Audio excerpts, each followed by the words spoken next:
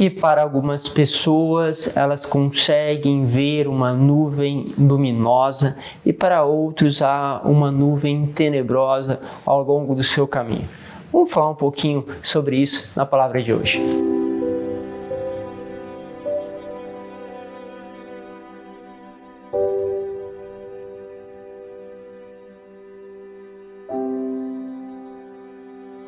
Em nome do Pai, do Filho e do Espírito Santo. Amém.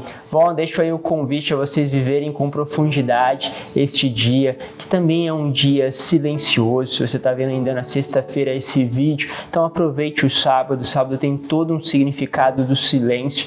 Em outras meditações passadas, pude trabalhar com vocês a liturgia das horas, que falava deste sábado silencioso, a descida do Senhor à mansão dos mortos.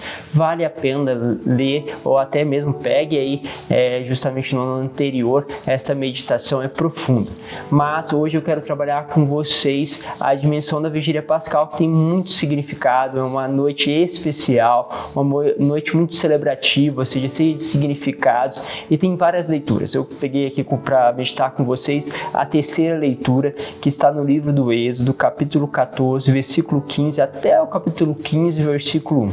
Diz assim: Naqueles dias, o Senhor disse a Moisés: Por que clamas a mim por socorro? Dize aos filhos de Israel que se ponham em marcha. Quanto a ti, ergue a vara, estende os braços sobre o mar e divide-o, para que os filhos de Israel caminhem em seco pelo meio do mar.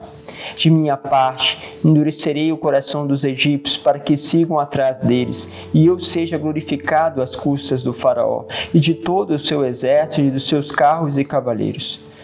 E os egípcios saberão que eu sou o Senhor, quando eu for glorificado às custas do faraó, dos seus carros e cavaleiros. Então, o anjo do Senhor, que caminhava à frente do acampamento dos filhos de Israel, mudou de posição e foi para trás deles.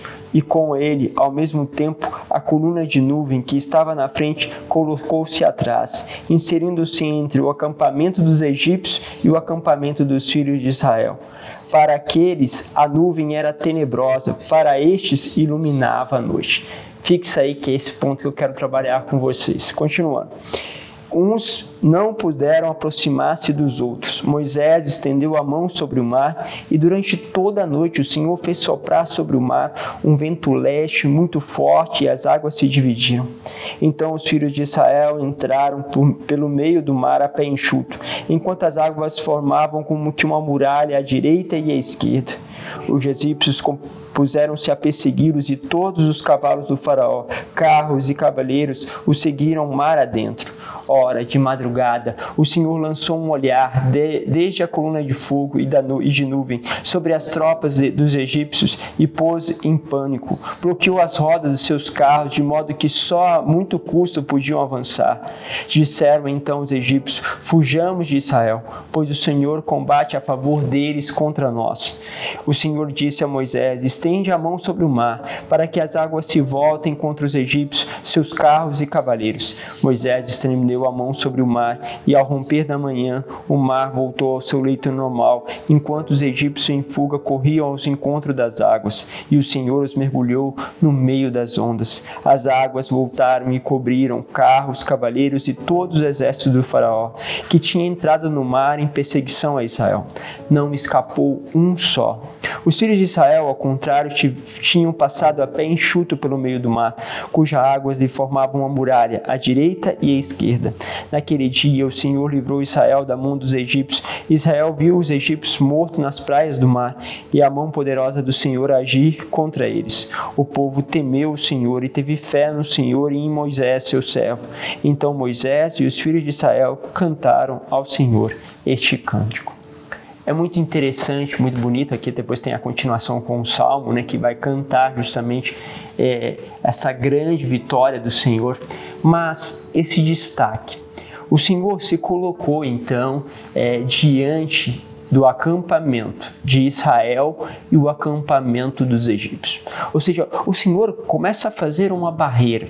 Ou seja, ele se coloca aqui com a barreira, e depois vocês vão ver que essas muralhas, essas barreiras também vão ser colocadas no mar e servirão justamente como esta parte aonde depois essas muralhas caem, vamos dizer, do mar, e aí cobrem todos os egípcios que estão no mar.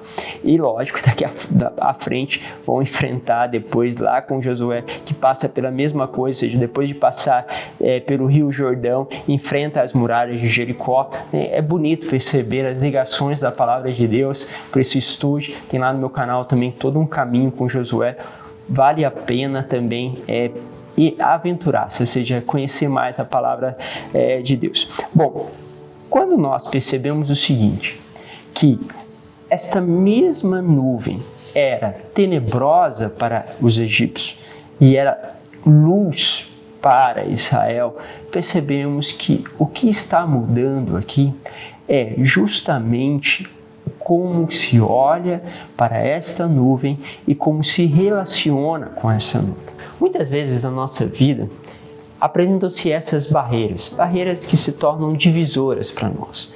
Divisoras por quê? Porque nos separam.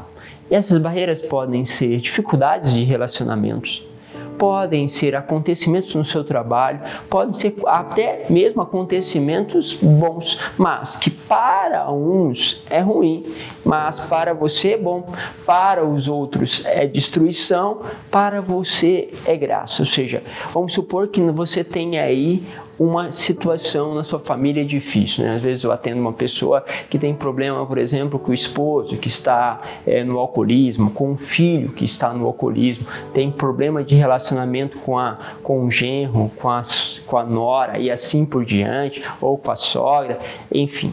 Pode ser qualquer uma dessas coisas. Como você está vendo isso? Se você começa a ver isso como um sinal divisor, ou seja, aonde este relacionamento está lhe causando uma graça de perceber algumas coisas, ou seja, perceber que eu preciso confiar em Deus, perceber que eu preciso que este caminho se abra, no caso deles o mar, mas no nosso caso pode ser aquele caminho ali da recuperação daquela pessoa, perceber que eu preciso, naquele caminho de confiança, crescer, naquele caminho de abandono, naquele caminho de uma tomada de decisão, porque às vezes precisa se tomar uma decisão e a gente vai deixando de tomar a decisão, ou seja, há ali algo que divide, que justamente podemos olhar aquilo como algo tenebroso ou como uma graça de Deus que vai justamente trazendo para nós uma luz. Muitas vezes nós olhamos para esses acontecimentos como algo tenebroso, como algo que dividiu a nossa vida e vamos escutar histórias do tipo, olha, depois daquilo eu nunca mais fui uma pessoa boa, nunca mais confiei, nunca mais amei, nunca mais tive coragem de fazer isso, nunca mais dei aquele passo de confiança, nunca mais tive esperança com a minha família. Então o que aconteceu? Olhou para esta nuvem se tornou tenebrosa e ao se tornar tenebrosa, ela nos afogou logo à frente com as muralhas que vão aparecendo. Enquanto que para os outros, esta mesma dificuldade vai dizer o seguinte, olha, naquela dificuldade eu percebi uma luz para melhorar o meu amor, para melhorar o meu relacionamento, para construir algo, ou seja, eu percebi que eu estava escravizado por este pecado, o pecado da desconfiança, o pecado justamente da lamentação, da murmuração, eu percebi que eu estava escravizado nesta dinâmica do pecado e justamente aquele acontecimento me fez dar um passo e eu percebi que havia neste caminho uma proteção de Deus, uma graça, e quando eu cheguei lá adiante, eu percebi a graça que Deus tinha realizado. Entende? Então, precisamos perceber como nós estamos olhando para esta nuvem. A nuvem tem essa dinâmica, você não consegue pegar a nuvem, você não pode aprisionar a nuvem, ninguém pode colocar uma nuvem, por exemplo, dentro de um recipiente. É assim, nós não conseguimos colocar Deus, nem o seu mistério dentro de uma caixinha, mas nós podemos ver, contemplar, e Ele aparece, Ele se molda, Ele se revela a nós de uma forma cada vez mais surpreendente e nova, como nós podemos olhar para as nuvens e de repente perceber formas diferentes, revelações cada vez mais diferentes no sentido de formar novas figuras, novas dinâmicas. e é sempre novo. Esse é o mistério de Deus, mas nós sabemos que é uma nuvem, mas ela pode ser sempre nova. Parece que nada é igual. Como é assim o mistério de Deus? Perceba tudo isso na sua vida e olhe para esta noite especial, esta noite justamente da ressurreição do Senhor, que vem se tornar luz no seu caminho. Deus os abençoe, Pai, Filho e Espírito Santo. Amém.